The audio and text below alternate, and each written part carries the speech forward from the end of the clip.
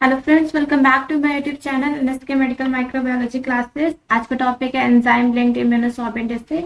आज हम एलाइजा के बारे में बात करेंगे। तो चलिए फ्रेंड्स, स्टार्ट करते हैं।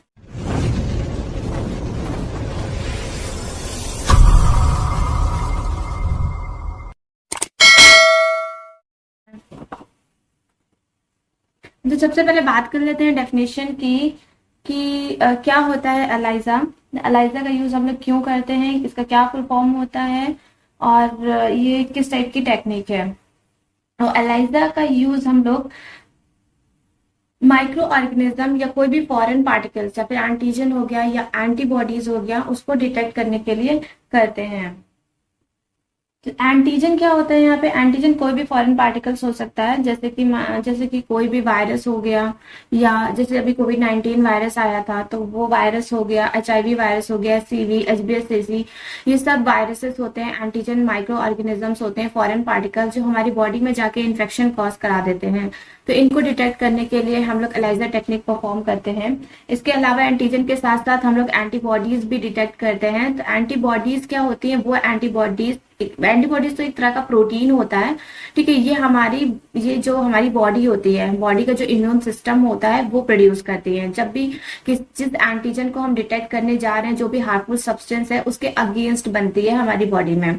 अब ये जो हार्मफुल सब्सटेंसेस होते हैं, उनको हम लोग एंटीजन के नाम से जानते हैं। इसलिए हार्मफुल होते हैं क्योंकि ये हमारी बॉडी में इन्फेक्शन कॉज करा देते हैं, हमारी बॉडी में डिजीज कॉज करा देते हैं, ताकि हम बीमार हो जाते हैं, ठीक है। तो ये एलाइजा टेस्ट का जो यूज है, तो antigen as well as antibody, इससे हम लोग दोनों ही चीजें डिटेक्ट कर सकते हैं। ये क्वालिटेटिव और साथ में क्वांटिटेटिव दोनों ही तरह का टेस्ट होता है, ठीक है। तो यहाँ पर हमने आपको ही बताया। ये एलाइजा का कॉमनली यूज जो किया जाता है, लेबोरेटरी में किया जाता है। एक लैब टेस्ट होता है जिसमें एंटीबॉडीज डिटेक्ट किया जाता है पेशेंट के ब्लड से। पेशेंट के ब्लड से हम लोग जो है एंटीबॉडीज को डिटेक्ट करते हैं, क्योंकि ये हमारा इम्यून सिस्टम बनाती है एंटीबॉडी। तो पेशेंट का ब्लड लेते हैं, डायरेक्ट ब्लड से एलाइजा परफॉर्म नहीं किया जाता है। ब्लड को सेंट्रीफ्यूज किया जाता है और सेंट्रीफ्यूगेशन के बाद ब्लड से सीरम को अलग किया जाता है और उस सीरम से हम लोग टेस्ट परफॉर्म करते हैं, या लेबोरेटरी में जो भी टेक्नीशियंस होते हैं वो लगाते हैं। तो कैसे किस किस तरह के एलाइजा होते हैं, ये हम आगे पढ़ेंगे, और किस तरह से परफॉर्म किया जाता है लैब में, किस तरह से टेस्ट लगाया जाता है, उसके बारे में जानेंगे। जो जो स्पेसिमेन की रिक्वायरमेंट होती है एलाइजा टेस्ट लगाने में, एलाइजा टेस्ट को परफॉर्म करने में, तो सबसे पहले माइक्रो टाइटर प्लेट लेते हैं। बफर वॉश चाहिए रहता है, सैंपल डाइल्यूशन होता है, कॉन्जुगेट होता है, सबस्ट्रेट या फिर प्रोमोजन, और लास्ट में स्टॉप सोल्यूशन का यूज करते हैं। तो यहाँ पर माइक्रो टाइटर प्लेट को हम हाईलाइट करके दिखा दे रहे हैं। माइक्रो टाइटर प्लेट जो होती है वो किसकी बनी होती है? प्लास्टिक की बनी होती है, छोटी सी होती है। यहाँ पे साइड में पिक्चर्स मैंने दिखाया है माइक्रो टाइटर प्लेट का। ये माइक्रो टाइटर प्लेट है, ये 96 वेल कोटेड होती है। अगर यहाँ से हम देखेंगे तो यहाँ से टोटल जो होते हैं वो 12 रो होती है, और इधर की टोटल 8 होती है। तो 12 इंटू 8 हो जाता है 96। तो ये पूरी वेल हमारी 96 वेल होती है। ये एंटीजन कोटेड होती है और एंटीबॉडी। वैसे तो ये एक प्लेट है, इस प्लेट के अंदर हम लोग क्या करते हैं, जो भी वेल्स हैं उसको अंदर वाल इंसर्ट करते हैं। ये जो आप देख रहे हैं इनमें इंसर्ट करते हैं। तो ये बहुत छोटी सी होती है, इजली होती है। ये क्या करता है कीजिए, ये प्लास्टिक की बनी होती है और ये एंटीजन को आसानी से ऑब्जॉर्व कर लेती है। यहाँ पे 2 सॉल्यूशन दिखाया है, TMB दिखाया है, सबस्ट्रेट जो कि क्रोमोजन सबस्ट्रेट होता है जो कलर देता है। कलर्स की वजह से ही हम इजली आइडेंटिफाई कर लेते हैं कि हाँ इन्फेक्शन हुआ है। अगर कलर ज्यादा आता है तो उसकी OD भी ज्यादा आती है, मतलब कि उसको पॉजिटिव है, वो रिएक्टिव है, उसको इन्फेक्शन हुआ है। एलाइजा की टाइप की मतलब एलाइजा किस टाइप का हम लोग परफॉर्म करें, किस टाइप का एलाइजा है, उसके बेसिस पे प्राइमरी और सेकेंडरी एंटीबॉडी को लेते हैं, और साथ में बफर वॉश, सबस्ट्रेट प्रोमोजन और स्टॉप सोल्यूशन। स्टॉप सोल्यूशन का यूज हम लोग इसलिए करते हैं क्योंकि रिएक्शन को स्टॉप करने के लिए, अब वो आगे हमने सबस्ट्रेट डाला है तो सबस्ट्रेट के बाद वो रिएक्शन चलती रहती है, आगे चलती रहती है, तो उसको स्टॉप करने के लिए हम स्टॉप सोल्यूशन ऐड करते हैं। यहाँ पे एक प्रोसीजर सिंपल सा बताया है कि कैसे एलाइजा टेस्ट परफॉर्म किया जाता है। तो सबसे पहले माइक्रो टाइटर प्लेट ले लेते हैं। उस माइक्रो टाइटर प्लेट में हम एंटीजन या फिर एंटीबॉडी कोटेड वेल को फिक्स करते हैं, जितना भी हमें यूज करना है। अगर मान लीजिए हमें यूज करना है, जैसे कि हमें 2 अननोन सैंपल का टेस्ट लगाना है और हमें साथ साथ, क्योंकि हम लोग कंट्रोल का भी यूज करते हैं, तो कंट्रोल में पीसी और एनसी भी लगाते हैं, तो पॉजिटिव कंट्रोल और नेगेटिव कंट्रोल लगाते हैं। तो पॉजिटिव कंट्रोल को सबसे लास्ट में रखा जाता है। तो जैसे मान लेते हैं कि हमने 3 अननोन सैंपल लगाए हैं और एक हमारा नेगेटिव कंट्रोल है और एक हमारा पॉजिटिव कंट्रोल है, दोनों ही नोन है, बाकी 3 अननोन है। अब जब हम इस टेस्ट को कैसे परफॉर्म करेंगे, इस टेस्ट को लगाने के लिए हम सबसे पहले माइक्रो टाइटर प्लेट ले लेते हैं। माइक्रो टाइटर प्लेट ले लेते हैं। इस माइक्रो टाइटर प्लेट में हम क्या करते हैं, एंटीजन या फिर एंटीबॉडी कोटेड वेल, एंटीजन या फिर एंटीबॉडी कोटेड वेल। अगर हम एंटीजन को डिटेक्ट कर रहे हैं तो वेल जो होती है वो एंटीबॉडी कोटेड होती है। अगर हम एंटीबॉडी को आइडेंटिफाई करना चाह रहे हैं तो वो वेल्स एंटीजन कोटेड होती है। उसके बाद हम उसमें क्या करते हैं, put a small quantity of patient serum.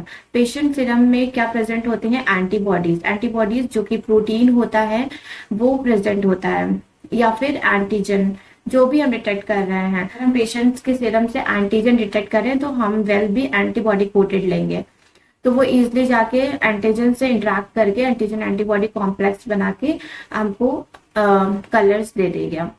ठीक है, फिर हम उसमें क्या करेंगे, पेशेंट का सीरम ऐड करेंगे। अगर हम एंटीजन को डिटेक्ट कर रहे हैं तो पेशेंट के सीरम में एंटीजन प्रेजेंट होगा। अगर हम एंटीबॉडी को डिटेक्ट कर रहे हैं तो पेशेंट के सीरम में एंटीबॉडी होगा और वेल जो होगी वो उसके अगेंस्ट होगी, क्योंकि एंटीजन के अगेंस्ट एंटीबॉडीज बनती हैं।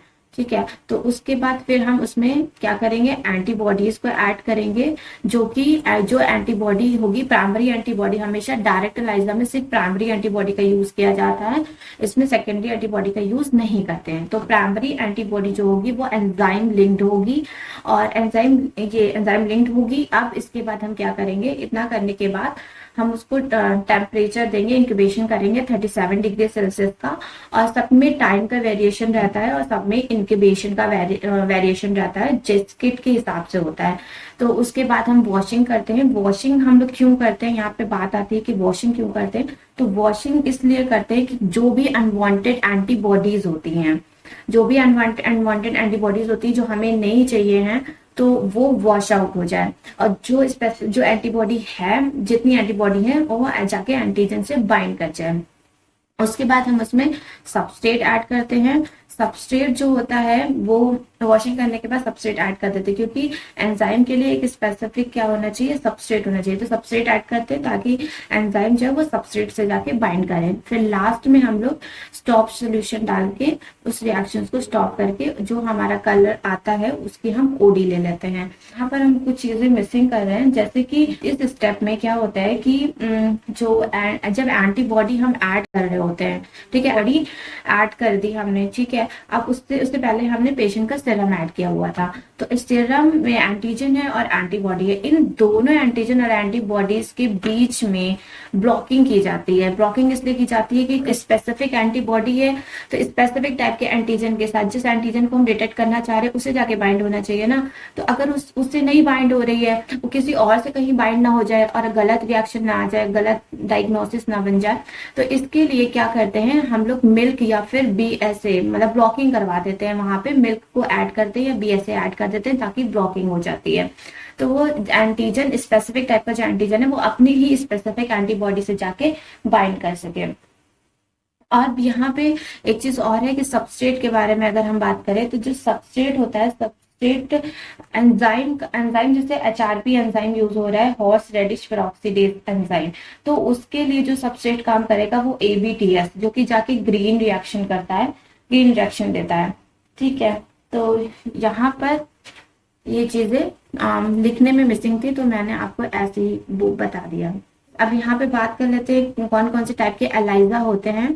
तो टाइप्स ऑफ एलाइजा के बारे में बात कर लेते हैं कि कितने टाइप्स के एलाइजा होते हैं। तो सबसे पहले जो होता है वो डायरेक्ट एलाइजा होता है। जो मैंने अभी आपको पहले प्रोसीजर बताया वो डायरेक्ट एलाइजा का ही प्रोसीजर था। सब एक ही जैसे होते हैं, बस थोड़ी बहुत वेरिएशन होता है। यहाँ पे सबसे पहले डायरेक्ट एलाइजा के बारे में हमने आपको बताया कि इसमें सिर्फ हम लोग प्राइमरी एंटीबॉडी ऐड करते हैं और फिर सबस्ट्रेट ऐड करते हैं। सबस्ट्रेट ऐड करने के बाद स्टॉप सोल्यूशन ऐड करते हैं। तो उससे एक दूसरा है इनडायरेक्ट एलाइजा। इनडायरेक्ट एलाइजा में दो तरह की एंटीबॉडी का यूज होता है, एक प्राइमरी एंटीबॉडी और एक सेकेंडरी एंटीबॉडी होती है। तो जो प्राइमरी एंटीबॉडी होती है वो तो एंटीजन से बाइंड करती है। प्राइमरी एंटीबॉडी के पास कोई भी एंजाइम बाइंड नहीं करता है, उससे सेकेंडरी एंटीबॉडी बाइंड करती है। जो सेकेंडरी एंटीबॉडी होती है वो एंजाइम लिंक्ड होती है, जो कि आगे जाके सबस्ट्रेट से बाइंड करती है और फिर जाके फिर वो कलर रिएक्शन देती है। और थर्ड है सैंडविच टाइप का एलाइजा। सैंडविच टाइप के एलाइजा में दो एंटीबॉडीज का इस्तेमाल करते हैं, यूज किया जाता है, प्राइमरी और सेकेंडरी। तो प्राइमरी और सेकेंडरी के बीच में एंटीजन प्रेजेंट होता है, तो वो एक तरह का सैंडविच बन जाता है, तो इसलिए उसको नाम सैंडविच एलाइजा दे दिया है। और फिर सबसे लास्ट में आता है कॉम्पिटेटिव एलाइजा। ये 4 तरह के एलाइजा होते हैं, वन बाय वन डिस्कस करेंगे।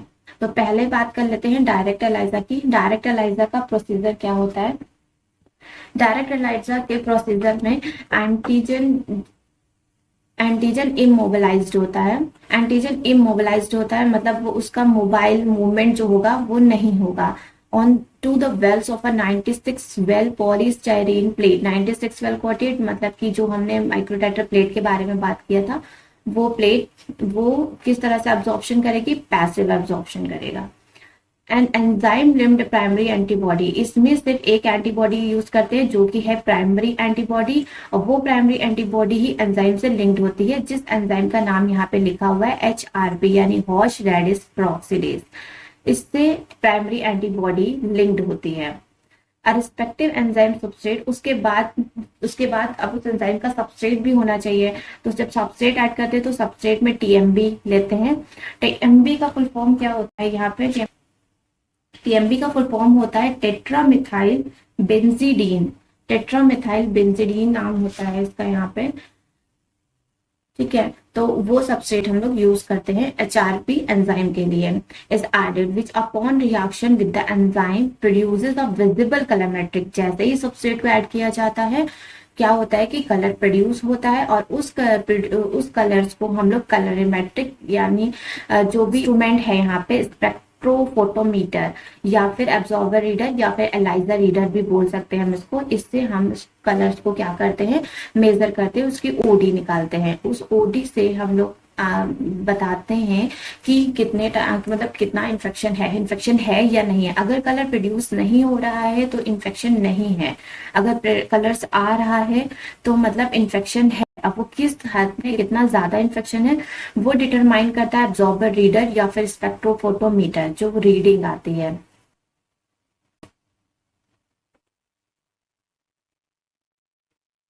नेक्स्ट है advantage of direct ELISA. Direct ELISA के क्या क्या एडवांटेज होते हैं, मतलब इसके क्या फायदे हैं, डायरेक्ट एलाइजा लगवाने के क्या फायदे हैं।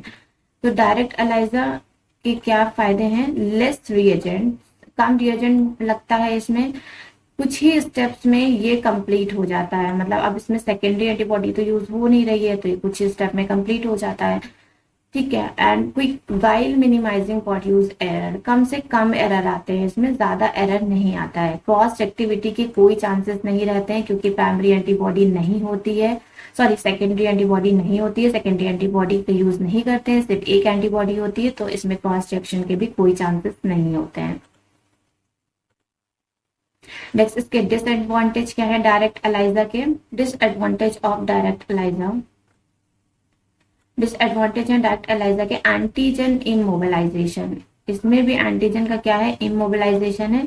इज नॉट स्पेसिफिक, मतलब ज्यादा स्पेसिफिक नहीं है इसका immobilization, resulting in potentially high background interface. High background interface देता है ये। Primary antibody must be labelled individually which is time consuming and expensive. Primary antibody एक अकेली ही लेबल्ड होती है, ठीक है, तो वो टाइम कंज्यूमिंग है और एक्सपेंसिव है। कोई सिग्नल एम्पलीफिकेशन नहीं होना है इसमें, लो फ्लेक्सिबिलिटी होती है। जो भी स्पेसिफिक कॉन्जुगेटेड प्राइमरी एंटीबॉडी है उसके साथ लो फ्लेक्सिबिलिटी है। और इम्यूनो रिएक्टिविटी जो प्राइमरी एंटीबॉडी की होती है वो भी एडवर्स इफेक्ट डालती है, जो भी लेबल्ड है एंजाइम उसके एडवर्स इफेक्ट डालती है। तो नेक्स्ट आगे बात कर लेते हैं इनडायरेक्ट एलाइजा। यहाँ पे डायरेक्ट एलाइजा खत्म हो, यहाँ पे इनडायरेक्ट एलाइजा के बारे में बात करते हैं। सबसे पहले पॉइंट है इनडायरेक्ट एलाइजा का। इनडायरेक्ट एलाइजा मेथड्स है वो हाई सेंसिटिव होता है, हाई सेंसिटिविटी देता है since more than one level secondary antibody can bind the primary antibody. क्योंकि इसमें क्या होता है कि हाई सेंसिटिविटी इसलिए होती है क्योंकि इसमें क्या होता है कि जो वन लेवल सेकेंडरी एंटीबॉडी होती है, जो सेकेंडरी एंटीबॉडी एंजाइम से लिंक्ड है वो बाइंड होती है प्राइमरी एंटीबॉडी से। प्राइमरी एंटीबॉडी के साथ पास एंजाइम लिंक नहीं होता है, सेकेंडरी एंटीबॉडी के पास एंजाइम लिंक्ड होता है, तो इसलिए ये क्या होती है बहुत हाई सेंसिटिविटी देता है। Antigen is absorb to a well in ELISA plate. Antigen इसमें एब्जॉर्ब हो जाता है एलाइजा प्लेट में। टू स्टेप प्रोसेस होती है क्योंकि दो एंटीबॉडी आ रही है इसमें, इसलिए टू स्टेप प्रोसेस है। फर्स्ट अनलेबल्ड प्राइमरी एंटीबॉडी जो कि एक स्पेसिफिक एंटीजन से बाइंड हो रखी है, ये एक प्राइमरी ये एंटीजन है, ये एंटीजन से बाइंड हो रखी है प्राइमरी एंटीबॉडी, इससे बाइंड हो रखी है प्राइमरी एंटीबॉडी। अब इससे एंजाइम नहीं बाइंड है, इससे बाइंड होगी सेकेंडरी एंटीबॉडी। अब इस सेकेंडरी एंटीबॉडी से बाइंड होगा एंजाइम लिंक्ड है, ये सेकेंडरी एंटीबॉडी एंजाइम लिंक्ड है और इस एंजाइम से फिर आगे सबस्ट्रेट बाइंड करेगा, यहाँ पर से सबस्ट्रेट बाइंड करेगा। तो ऐसे यहाँ पर पिक्चर्स में और क्लियरली बता देंगे आपको, यहाँ पे ठीक से हो नहीं पा रहा है। First, unlabeled primary antibody binds to a specific antigen. Second, an enzyme conjugated secondary antibody that is direct against the host species of the primary antibody is applied. हाँ, इस पिक्चर्स में अच्छे से बता पाएंगे। ये एंटीजन है, इस एंटीजन से प्राइमरी एंटीबॉडी बाइंड हो रखी है, इससे प्राइमरी एंटीबॉडी बाइंड हो रखी है, एंटीजन से प्राइमरी एंटीबॉडी बाइंड हो रखी है। अब इस प्राइमरी एंटीबॉडी से जो है वो सेकेंडरी एंटीबॉडी बाइंड हो रखी है, सेकेंडरी एंटीबॉडी है ये, और इस सेकेंडरी एंटीबॉडी से ये सेकेंडरी एंटीबॉडी एंजाइम लिंक्ड है, ये एंजाइम लिंक्ड है। एंजाइम से ये आके सबस्ट्रेट बाइंड करेगा, यहाँ पे ये यहाँ पे इस एंजाइम से सबस्ट्रेट बाइंड कर गया है यहाँ पे, ठीक है। तो इस तरीके से इनडायरेक्ट एलाइजा में प्राइमरी एंटीबॉडी एंटीजन से बाइंड रहती है और प्राइमरी एंटीबॉडी से सेकेंडरी एंटीबॉडी बाइंड होती है और फिर सेकेंडरी एंटीबॉडी एंजाइम लिंक्ड होती है और वो आगे जाके सबस्ट्रेट से बाइंड होती है और उसके बाद कलर देती है। यहाँ नीचे के पिक्चर्स में दिखाया गया है, इस नीचे के पिक्चर्स में आप देख रहे हैं कि ये एंटीजन है, ये एंटीजन प्रेजेंट है, ये जितने भी रेड रेड कलर के जो डॉट डॉट पड़े हुए ये एंटीजन। एंड वैसे तो ये एंटीजन कोटेड वेल है, यहाँ पे तो ये लिखा हुआ है कि ये एंटीजन कोटेड वेल है और इस एंटीजन कोटेड वेल में जो ये ब्लू कलर का पेशेंट का सीरम ऐड किया गया है और जो भी डाइल्यूशन बना के ऐड किया गया हुआ है। तो अब पेशेंट का सीरम यहाँ पर पड़ा है और साथ में जो भी हमारी वेल है वो एंटीजन कोटेड वेल है, तो पेशेंट के सीरम में एंटीबॉडीज होंगी। तो बेसिकली फिर हम इसमें क्या डिटेक्ट करेंगे, एंटीबॉडीज ही डिटेक्ट करेंगे अगर जिस टाइप के पिक्चर्स है यहाँ पे। फिर जब एंटीजन एंटीबॉडी का जब कॉम्प्लेक्स बन जाएगा फिर हम उसमें वॉशिंग करेंगे, जो भी अनवांटेड एंटीजन या फिर एंटीबॉडीज हैं वो वॉश आउट हो जाएंगी और फिर उसके बाद क्या होगा कि सेकेंड फिगर में add specific antibody to be measure, तो जो भी स्पेसिफिक एंटीबॉडी ऐड की है उसको मेजर करेंगे। फिर उसके बाद ये बाइंड कर जाएगी, ये एंटीजन एंटीबॉडी से बाइंड कर जाएगी, यहाँ पे इंट्रैक्शन हो जाएगा यहाँ पे एंटीजन और एंटीबॉडी का। फिर वॉशिंग होगी, वॉशिंग होने के बाद जो secondary antibody and enzyme conjugated secondary antibody, अब सेकेंडरी एंटीबॉडी ऐड करेंगे। यहाँ पे पिक्चर्स में एंटीजन है, ठीक है, एंटीजन कोटेड वेल है। एंटीजन कोटेड वेल का डाइल्यूशन बना के उसे वॉशिंग करनी है, फिर उसमें पहले प्राइमरी एंटीबॉडी ऐड करनी है, जो प्राइमरी एंटीबॉडी है वो एंटीजन के साथ बाइंड हो रही है, फिर वॉशिंग करनी है, फिर उसके बाद उसमें सेकेंडरी एंटीबॉडी ऐड करनी है जो एंजाइम लिंक्ड है, फिर उसके बाद वॉशिंग करनी है। फिर वॉशिंग करने के बाद लास्ट में सबस्ट्रेट जब हम ऐड करेंगे तो ये कलर प्रोटेक्ट दे देगा। तो जब ये कलर प्रोटेक्ट देगा तो फिर हम इसको इस येलो जो कलर आया है इसकी हम ओडी लेंगे स्पेक्ट्रोफोटोमीटर या फिर एलाइजा रीडर से। एडवांटेज इनडायरेक्ट एलाइजा के क्या क्या है यहाँ पे ये बात कर लेते हैं यहाँ पे। तो ये सेंसिटिविटी को बढ़ाता है, इंक्रीज सेंसिटिविटी को बढ़ाता है, since more than one labelled antibody is bound per primary antibody. One लेवल एंटीबॉडी जो बाउंड होती है, जितनी मतलब जैसे जितनी प्राइमरी एंटीबॉडी है उतनी ही क्या होगी, बाउंड करेगी, उतनी ही मतलब since more than one labelled antibodies is bound per primary antibody. जितनी प्राइमरी एंटीबॉडी हो वैसे ही सेकेंडरी एंटीबॉडी उसे बाइंड करेगी। Wide variety of labelled secondary antibodies, यहाँ पे एंटीबॉडीज है, यहाँ पे थोड़ा सा रॉन्ग लिखा हुआ है, एंटीबॉडीज होगा यहाँ पे। Wide variety of labelled secondary antibodies are available commercially. Secondary antibody commercially मिलती है, किट में आती है, और इसकी फ्लेक्सिबिलिटी जो होती है वो ज्यादा होती है। Primary antibody can be use with a single label secondary antibody. एक प्राइमरी एंटीबॉडी एक सेकेंडरी एंटीबॉडी के लिए सिंगल है, उससे और कोई बाइंड नहीं करेगी। कॉस्ट सेविंग है, fewer labelled antibodies are required. Disadvantage indirect ELISA के,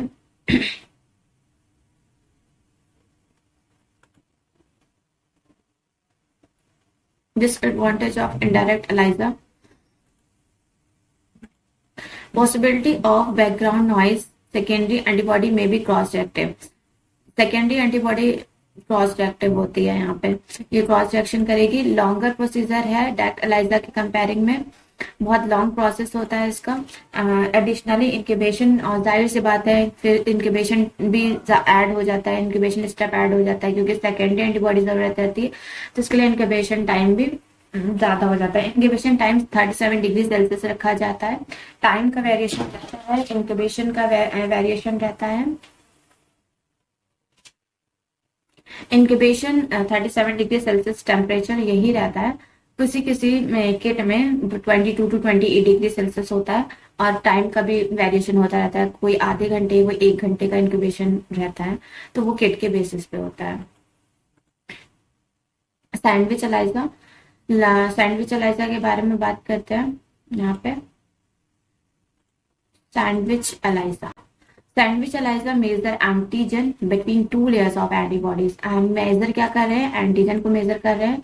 2 लेयर्स एंटीबॉडीज की हैं, यहाँ पे देखिए, एक आप यहाँ पे देख रहे होंगे, एक ये प्राइमरी एंटीबॉडी है, एक ये एंटीबॉडी है, और एक ये एंटीबॉडी है। 2 एंटीबॉडी है यहाँ पे, और उसके बीच में जो डॉट डॉट दिख रहा है वो एंटीजन है। तो यही बता रहे हैं कि हम इस एंटीजन को डिटेक्ट कर रहे हैं। 2 लेयर्स ऑफ एंटीबॉडीज, एंटीबॉडीज की 2 लेयर होंगी, जिसको हम लोग कैप्चर या फिर डिटेक्शन एंटीबॉडीज भी बोलते हैं। Target antigen must contain at least 2 antigenic site. देखा यहाँ पे आप देख रहे होंगे, एक ये साइट है और एक ये साइट है, 2 एंटीजेनिक साइट है, दोनों ही एंटीजेनिक साइट कंटेन करता है। कैपेबल ऑफ बाइंडिंग करने के लिए, मतलब एंटीबॉडीज की बाइंडिंग के लिए एंटीजन की दोनों साइट होनी चाहिए। सैंडविच एलाइजा में मोनोक्लोनल एंटीबॉडी कोटेड वेल है यहाँ पे। अब मोनोक्लोनल एंटीबॉडी कोटेड वेल को की वॉशिंग करेंगे, उसके बाद फिर हम इसमें एंटीजन ऐड करेंगे, या पेशेंट का सीरम ऐड करेंगे, उसमें एंटीजन है तो एंटीजन ऐड करेंगे, जिसको हमें डिटेक्ट करना है। अब एंटीजन एंटीबॉडी से यहाँ पे बाइंड होता हुआ दिखाया गया है, ये एंटीजन एंटीबॉडी से यहाँ पे बाइंड हो गया है। उसके बाद फिर वॉशिंग करेंगे, और वॉशिंग करने के बाद हम उसमें फिर सेकेंड मोनोक्लोनल एंटीबॉडी ऐड करेंगे, जो कि एंजाइम लिंक्ड होगी। ऊपर वाली सेकेंडरी एंटीबॉडी है, जो ई यहाँ पे लिखा हुआ है, ये एंजाइम लिंक्ड है। अब ये जो हमारी सेकेंडरी एंटीबॉडी जो एंजाइम लिंक्ड है, वो एंटीजन को मूवमेंट नहीं होने देगी, अब वो आके अच्छे से बाइंड कर गई है। उसके बाद वॉशिंग करेंगे, वॉशिंग करने के बाद सबस्ट्रेट ऐड कर देंगे। जब सबस्ट्रेट ऐड करेंगे तो एंजाइम जो होगा वो कन्वर्ट हो जाएगा और कलर प्रोडक्ट दे देगा। कलर प्रोडक्ट देने से क्या होगा कि जो रेट होगा कलर फॉर्मेशन का, वो is the proportional to the amount of antigen. मतलब जितना ज्यादा कलर, कह रहे colour is directly proportional to amount of antigen. जितना ज्यादा कलर बनेगा, जितना ज्यादा कलर होगा, जितना डेंस होगा, वो उतना ही अमाउंट एंटीजन का बताएगा कि हाँ इतना एंटीजन प्रेजेंट है पेशेंट के सैंपल में, या पेशेंट को इतना ज्यादा इन्फेक्शन है। इसका प्रोसीजर यहाँ पे लिखा है, 1 by 1 स्टेप है। तो पहला है prepare a surface to which is known as quantity of antibody is bound. तो पहले जो भी एंटीबॉडी है, जो नोन एम का क्वांटिटी एंटीबॉडी की है, वो उसको प्रिपेयर करेंगे। फिर उसमें एंटीजन, पहले तो एंटीबॉडी बाउंडेड जो वेल्स हैं वो हो जाएगी, ले लेंगे। फिर इसमें एंटीजन को ऐड कर देंगे। ऐड करने के बाद 37 डिग्री सेल्सियस का टेम्परेचर देंगे। फिर उसको वॉश करेंगे प्लेट को वॉश करने के बाद जो भी अनबाउंड एंटीजन होंगे वो रिमूव हो जाएंगे वॉशिंग के बाद। फिर उसमें हम एंजाइम लिंक्ड एंटीबॉडीज को ऐड करेंगे और which is also specific to the antigen. यहाँ पे टू द है, नॉट ही, तो प्लीज देख लीजिएगा। Enzyme linked antibodies to the antigen and then incubate 37 degree Celsius. और फिर अगेन उसे क्या करेंगे, 37 डिग्री सेल्सियस पे हम इंक्यूबेट करेंगे। फिर प्लेट को वॉश करेंगे। उसके बाद जो भी अनबाउंड एंजाइम लिंक्ड एंटीबॉडीज है वो भी रिमूव हो जाएंगी। फिर सबस्ट्रेट को ऐड करेंगे। जब सबस्ट्रेट ऐड करेंगे तो enzyme which is converted by the enzyme, तो सबस्ट्रेट जो है एंजाइम की तरह कन्वर्ट हो जाएगा और एक कलर प्रोडक्ट दे देगा। Reaction of a substrate with the enzyme to produce, जब ये सबस्ट्रेट एंजाइम के साथ रिएक्शन करेगा, एंजाइम सबस्ट्रेट के साथ रिएक्शन करके एक कलर प्रोडक्ट दे देगा।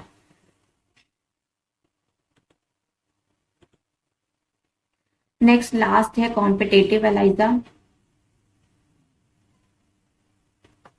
Competitive ELISA